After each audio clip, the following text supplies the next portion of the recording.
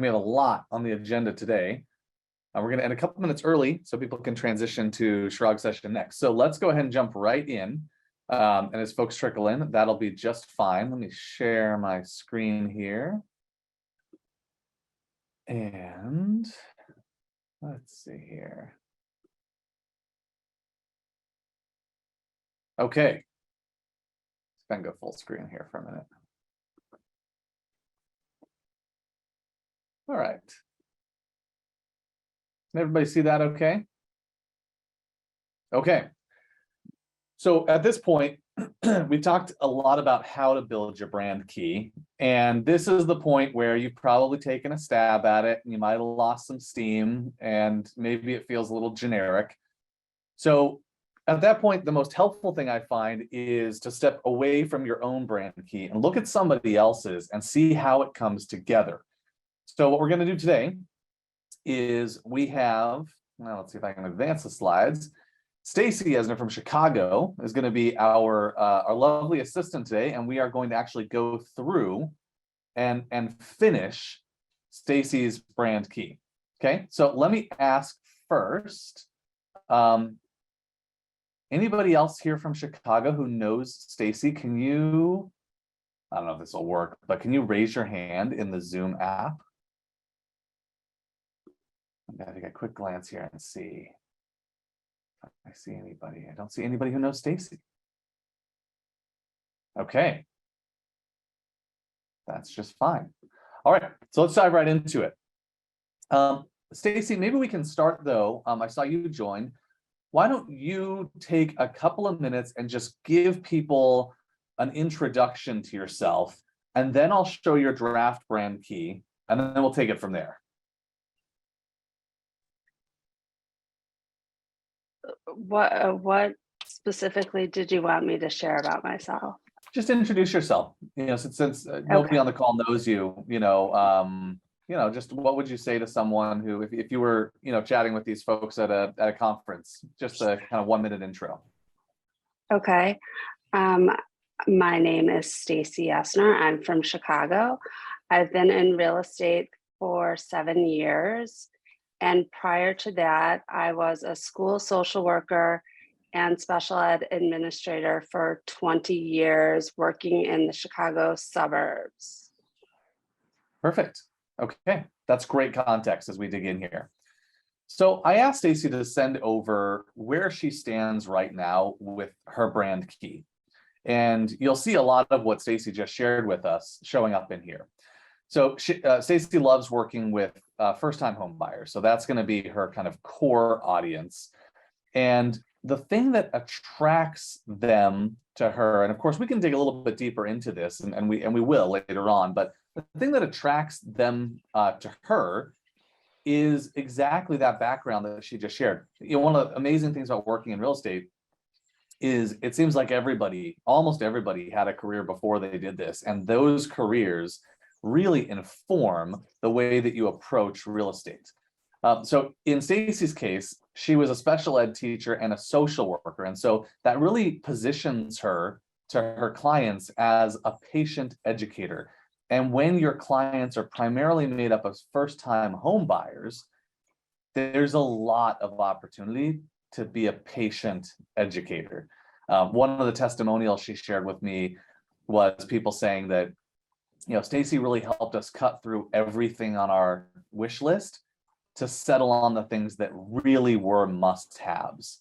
And that's a hard process to go through for any first-time home buyer. And then she can help them understand. One of the things she said is that sometimes she even tells people, for you right now probably isn't the right time to buy after they've started to go through the process, and they just need to hit pause for a bit and let the dust settle. Throughout her testimonials, you'll see people refer to her as calm and always available. And in many respects, I think this is very much what you would expect from a great teacher, right? When you need help, you raise your hand and they're there and they're patient and they walk you through it and they don't make you feel dumb and any of that kind of stuff. Okay, so those are the values, at least to start with here. From a style perspective, Stacy's casual. So she'll generally wear fun gym shoes or sandals. and jeans, recently upgraded from a RAV4 to a Lexus SUV. And I want to hear more about that, Stacy. Why the upgrade? My car was a 2009 with 147,000 miles. It had been, driving the city streets of Chicago. It had lots of dings, and I put lots of money into it, and really just didn't want to put any more money into it. And Sure. driving, 15 to 20,000 miles a year, I needed something a little more sturdy. And you stayed with an SUV. How come? Just for comfort, and because I am on the road so much. Earlier on, I'm prone to getting hit. And so I ended up having back surgery Oh no. 16 years ago because I was in a really bad accident when I was in a Honda Prelude. So bigger cars are better for me. Yep, you wanna feel that. Okay, that's great. Okay, and so I asked Stacy if what's your brand essence at this point? If we think about the feeling that we want to leave people with after every interaction with Stacy, it's that she is that they are cared for. So I do see a question here from Ellen in New Jersey. So and it reminds me there may be others who are joining us for the first time. So the brand key is basically the yardstick of your brand. It's comprised of 4 key parts. You need to know who your audience is, because that's who you want to resonate with. That's who you want to really connect with. And your audience is not everybody you've ever worked with. It's the people who you want to work with more. It's those sort of favorite clients that you want to attract more of. Your values are what attract them to you. So it's not everything about you. It's the things about you that tend to resonate with that target audience that you're going after. Your style is how you show up, and it says a lot about your brand. And then the essence is that one feeling you want to leave people with after every interaction. So as a quick recap, if we take Volvo, the audience for Volvo would be families. The values would be practical, reliable, safe, a little bit utilitarian, definitely optimizing for cargo space and things like that, and comfortable. And it has a lot of the features of a luxury car, but it's the opposite of flashy. It's very Swedish in that way. The style, I guess that's the first sort of bit about the style. The style is going to be sort of practical, historically a little bit of function before form for Volvo. And practical above all else. So never sacrifice practicality. The essence, that one thing that everybody thinks of after every interaction with Volvo, every interaction with Volvo marketing, is safety. Volvo stands for safety above all else. So that's a good example of that. Okay, so now what I want to do is I want to take this. So keep this stuff in your mind, Stacy's brand key, and let's jump in. And I want to look at some of Stacy's marketing assets. That's going to help us to understand. The first thing we're going to do is there anything missing? As we look at her marketing, does anything jump out at us that belongs on the brand key? The second thing we want to look at is there anything in the marketing that's incongruous with the brand key? We missed something, or, well, that's not on your brand. You said your brand was this, and that doesn't feel like this. And just to prepare Stacy and everybody, we're going to find a lot of things. That's the point of this exercise. We need to bring the marketing in harmony with the brand key. That's how we build a brand. We get away from the generic, vaulted ceilings and granite countertops of the world, and we get into what makes Stacy a unique realtor so that she stands out in people's mind. And I'll just share this too. I got a question this week. Well, what's the point of branding, and how do I think about branding relative to like lead generation? Here's how I think of it. Lead generation is going to hopefully help you tap into people who are looking for a realtor right now, right? So that's the main promise of Zillow ads and it's at least part of the reason why you send a mailer. It's the reason why you do door knocking. It's the reason why you do a lot of those, sort of, I'm looking for clients right now. But most of the people who you interact with any marketing channel are not looking for a realtor right now. They will be, though, in 5, 6, 7, 10 years, or they'll have a friend who is. Branding is what gets you on their radar and makes you stick. If you just have one interaction, it's kind of like if you're going to go to Mexico and you're looking for a hotel in Mexico, you can Google hotels in Puerto Vallarta. And you'll find lots of hotels in Puerto Vallarta. But if over the course of the last few years, you've been exposed to the magic that is I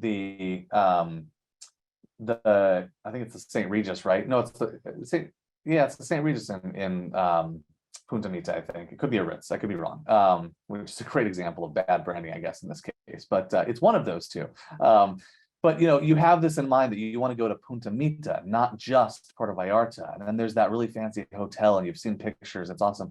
That's branding, right? That's the power of branding. I think it's the Ritz. Okay, so with that, let's jump in. So I'm going to stop sharing my screen, or stop sharing that for just a minute, and we're going to jump over to Stacy's actual Instagram so we can look at these. So, of course, we're going to hit that follow button. Okay, so let's start with the first one. Okay, selling your home is a big deal, and it's pretty important to have the right people around you. Yes, even in a seller's market. A great real estate agent can market your home successfully and sell your home quickly and for more money. The listing appointment is your opportunity to interview agents for the job of selling your largest asset. Here are some important questions to ask agents during the listing appointment to make sure you feel confident putting your trust in them. Lists out a bunch of questions. Selling your home is a huge financial decision, and the experience can easily become a very stressful situation with the wrong agent guiding you. It's important to find and work with someone you trust who can make the process of selling as smooth and stress-free as possible while netting you the most money. If you've been thinking about selling, send me a message. I'd love to interview for the position. Okay, today's not a day when you're all going to sit on mute. Okay, we're going to treat this like we're all in the same room and we're gonna talk. So what do you guys think? You've seen the brand key. How does this Instagram post jive with that brand key? And I'll pull the key up again here just so we can reference it. So what do you think? Just what's your immediate reaction to this Instagram post? I think the information is good. It may come off a little serious versus that like casual fun vibe. Okay. So I don't know if maybe I might, do several posts and put less information in each one and punch it up a bit. But at the same time, I think it would make me feel like I was in really good hands. Yeah. So if we go through this, so I agree that it could probably do with a little bit more personality. And this is the number one thing you're going to find as you look at your marketing assets after you've done a brand key. When I was at Facebook, I used to travel around the world and help brands figure out their brand key so they could start advertising every single day on Facebook versus the 12 print ads and 3 TV commercials they did a year. One of my favorite things we used to do is we would take a bunch of screenshots of Facebook posts from brands and we would cover up the brand name. And we'd say, what brand is this? And they'd be like, I have no clue. And I'd be like, it's Coca-Cola. Don't you think you should know if it's Coca-Cola, if it comes from Coca-Cola, the biggest brand in the world, and that's the hard thing. When you're doing this, it can be hard to make everything uniquely you. So let's go through here. So, obviously it's oriented more towards sellers, and no agent is just buyers or just sellers. So I totally get that. But there might be an opportunity to play into buyers just a moment there, or reference them or talk about how buyers, or someone who's worked with first-time home buyers for almost a decade, you'd love to interview with a job. Just something that might be able to connect that back in. I really, really see that like social worker, special ed, educator in that. It doesn't come across as too salesy. And while I agree with Leslie that it could have more personality, it's incredibly helpful, incredibly informative. It treats me like this is my first time doing it in a non-patronizing, non-condescending way. And I love that she says, you know, I'd like to interview for the position, like reminding people that this is a big decision. Don't just go with, you know, whoever you know or whatever. Like, let's talk about this. Okay. Let's now some people will say this is too long. Remember, you know, what I love to say is our goal is to use Instagram, not the way your niece uses Instagram, but the way that brands and businesses use Instagram. And so it's okay it's okay to have more copy here. Now, is everyone going to read it? No, and that's okay. But the people who are going to get what we're looking for. Okay. Let's look at this one. All right. Oh, it's on me. Okay. My first administrative job was working as an assistant principal with students who had severe behavior disorders. The school was in a community that was low income. Most of them were Black or Hispanic. Trying to understand where their behaviors were coming from was sometimes a challenge for me, and many of them did not trust me at first because I never walked a day in their shoes. Until I acknowledged that to them, I could not begin to build that trust and begin to help them. So thoughts on this one?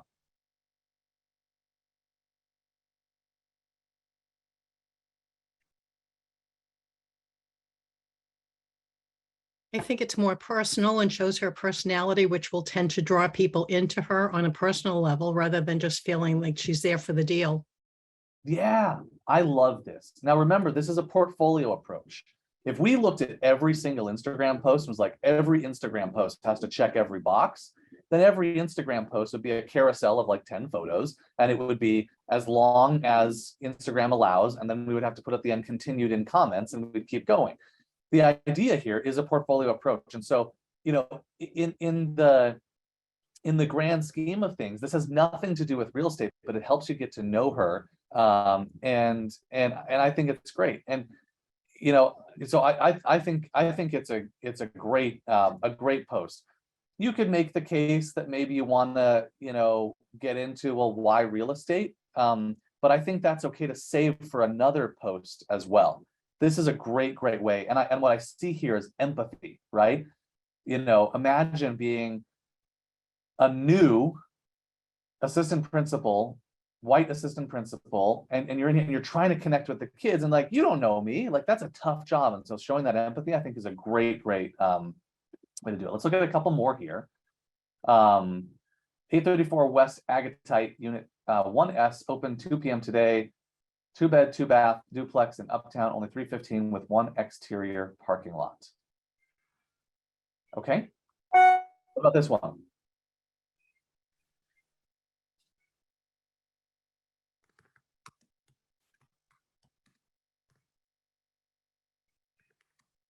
Jennifer's quizzically shaking her head. Would you like to expand on that, Jennifer Lay?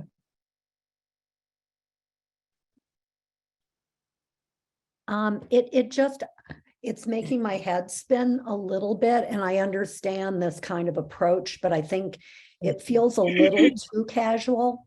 I just fast. I think it's not showing the apartment at its best light. Okay. Other thoughts? It's going so fast. I agree with what she said. It's making my head spin. Okay. I'm not looking at it enough. Yeah. Okay. So that's great feedback. So what I would say, especially in the context of the brand key, now the video could be slowed down a little bit, or it could be still photos stitched together. There's some things that can make it a little bit less dizzy. I do like the authenticity of like, I'm at this open house right now, but I think you can do that in a way that doesn't feel quite so fight scene from a Jason Bourne movie, you know, and leaves you dizzy. We're also all looking at it on our computer screens, and so it's a little bigger. The main thing here from a branding perspective, though, is this. This could literally have been posted by any agent in the world. There is nothing here about Stacey's brand. And so what I would recommend here is, you know, let's assume, because I like the intent behind the video, which is, imagine you're here with me, right? like we're going to do a virtual open house. I'm going to walk you through. Then walk me through in the copy, because a lot of people are going to have their audio off, and you might be talking in this video, Stacy. Let's see. We have music in the video. So, you know, I'm not really getting that intimate personal feel. So you could, basically what I would say is when you're writing your captions on Instagram, write them with your target audience in mind. So now we're imagining there's a young couple, first-time home buyers, they want to come check this place out. What are we going to say to them? And we're probably going to talk a little bit about the neighborhood and why this might be a good place for a first, you know, buy. You know, what's been happening with values? Is it fun? Can you walk to the bars and the restaurants and things like that? It's, you know, we're probably going to be talking a little bit about the finances, you know, and the, you know, how does this play into resellability? If this is kind of my starter condo and then I'm going to upgrade in 4 or 5 years, how am I going to take that into account? And just really talk to me and educate me a little bit more. Okay, so we don't have a ton more time, but I hope you see how incredibly valuable this is. I'm going to jump back into this presentation. We're going to go through in 2 minutes a couple of other quick things and then talk about next steps. So let me jump in here. Okay, so that's the Instagram. Next time, this is going to be a little bit to be continued. We're going to dig into, but I'm going to give you guys all pointers to do this, dig into the bio. Because the bio is a great first place to say, okay, now that I have a brand key, let me go redo my bio. What I find, and Stacy's is fitting this mold, is that if once you've got a brand key done, the stuff that's in the end of your bio, you're probably going to want to bring forward, right? With a background in social work and special education, you know, you kind of want to bring that up front so I get to know you, especially when that's what makes you such a unique and compelling agent and is going to resonate with certain people. Okay. And then the next one is listing descriptions. I firmly believe that listing descriptions can have a unique agent voice without alienating people or sacrificing, you know, anything. I think that the difference between listing descriptions should shine through if they're written by different agents. If you don't, you're just missing an opportunity to incorporate your personality a little bit more into an asset that is going to be a lot of people's first exposure to you, your brand, your personality. And then finally, we'll look at a home mailer and see, well, what's a way that we can bring a home mailer into congruence with the brand key? Okay, so next time we meet, we're going to go through this again. We're going to talk about those other 3 assets, and then we're going to say, okay, well, now we've seen these assets. Is there anything we want to do to refine this brand key? We might want to add something here about Stacy's values. We might want to say cared for is close, not quite, you know, there's not quite where we want to go. There's something else. And then I do want to say, so for the next few sessions that we do, this is by far going to be the most important thing. This is how you're going to learn, is by watching other people dissect their brand keys. It's too hard to do it in a vacuum. So if you want to be one of our future guinea pigs, shoot me an email, kevin@agentupgrade.com, and we can tee up a few of you and do this a few times. Because again, my promise to you is at the end of this masterclass, you're going to have a brand key. You're going to know how to do this stuff. Practice is what makes perfect. So we're going to make this a group interactive session for the next few times. Okay, that's what I got for you. I think you all have something else starting in just a moment. So I'll let you go. Bye, everyone.